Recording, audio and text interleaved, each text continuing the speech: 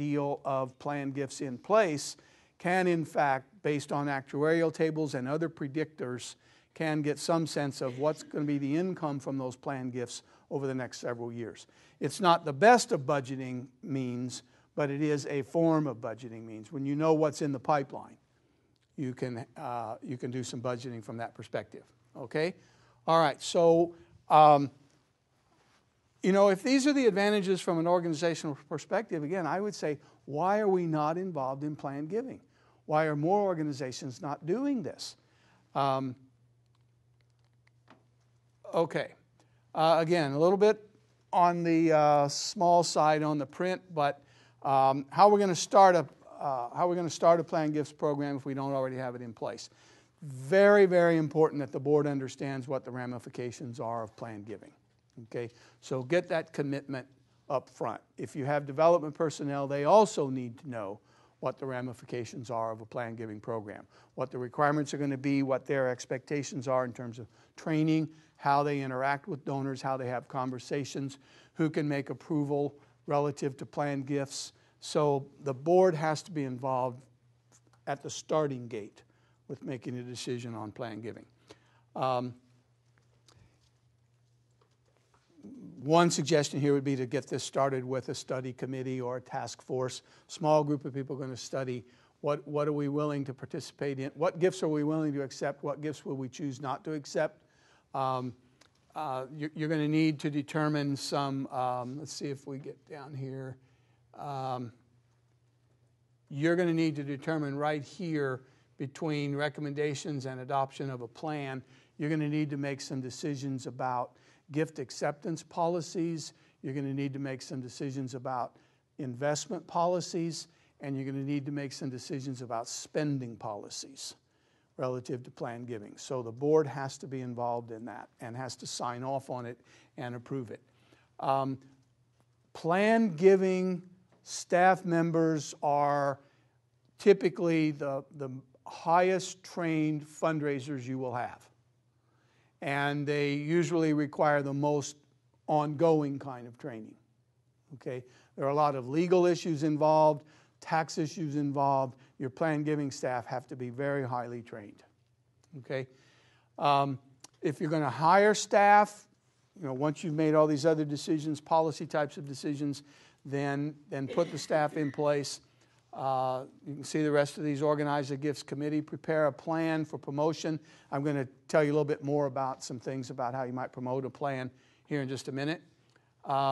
Put your office procedures in place, and you can begin promoting your planned giving program through something as simple as direct mail or through a newsletter. If you have a regular newsletter, it's a very easy way to promote the notion of planned giving.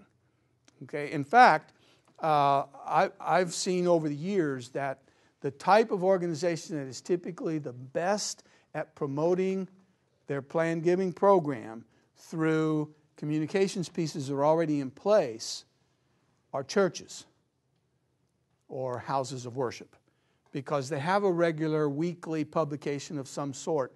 It's very easy to talk about planned giving in that church bulletin or in that newsletter, whatever you describe that as. And frequently what I see in those types of organizations is just a little box somewhere in that newsletter that asks a very simple question.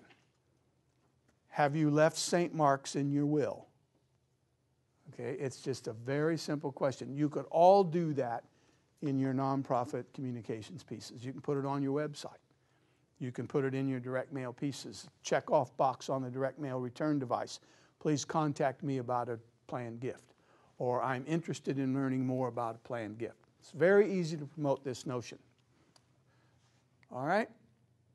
Okay, well, I'll come back to this. This is probably what Gene looked at earlier.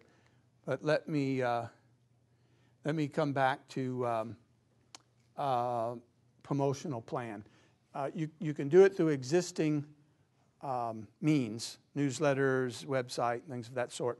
But you can also host estate planning seminars if you have the means to do that through your own nonprofit organization.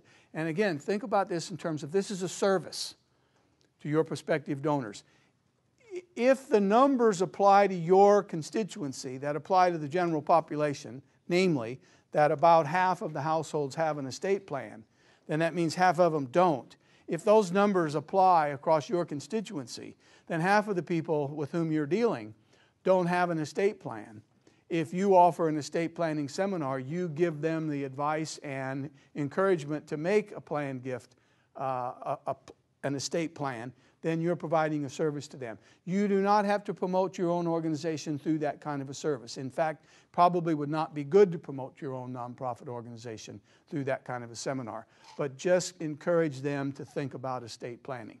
And what usually happens when organizations do that is there is some spin-off benefit.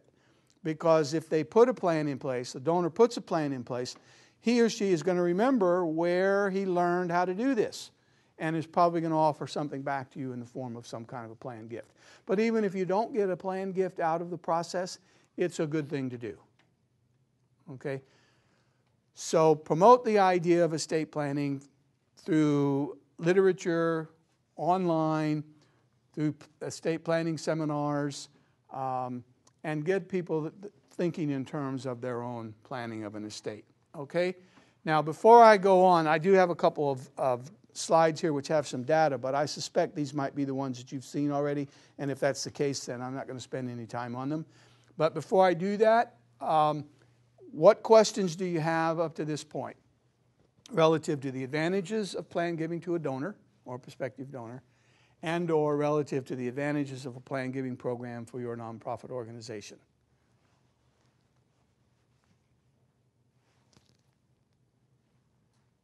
What experience? Yes, sir. I have a question on going way back to the pyramid. Mm-hmm. So we have the impulsive and habitual. Out of that 1.5% to 2% of the disposable income donated, can you break that down by those pyramid categories? The 1.5% to 2% of annual giving through philanthropy? Yeah. And can you break that down into that pyramid? Is that the question? Yes. Yeah. Okay. I don't have an answer to that because I don't know that it's ever been done. But it's the right question to ask.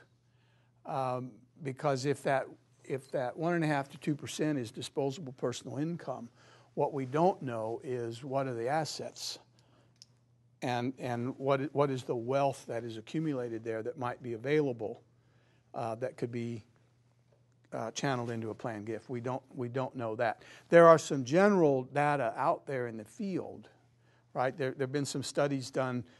Maybe you know about these studies, but going back, I think it's probably 8 or 10 years now. Paul Schervish did a study that ended up becoming known as the Transfer of Wealth study. You're familiar with that? Okay.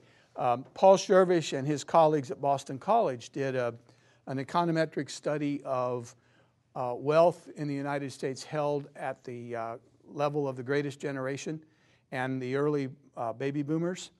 And based on the econometric model, made a prediction on the transfer of wealth that would occur over a period of about 45 to 50 years, starting at about 1998 and going forward into the 2050s. And that transfer of wealth number was in the trillions of dollars. And so the wealth holdings are significant, right? The question from a philanthropy perspective is in that transfer of wealth, how much of it can we attract into philanthropy versus where else can it go? Consumerism, right? And in fact, the other number that is, I think, so relevant in all of this is 2% of disposable income is what's going into philanthropy. And philanthropy as part of gross domestic product is also right at about 2%. But we're going to have a harder time moving the number that philanthropy is to a higher percentage of GDP precisely because of consumerism.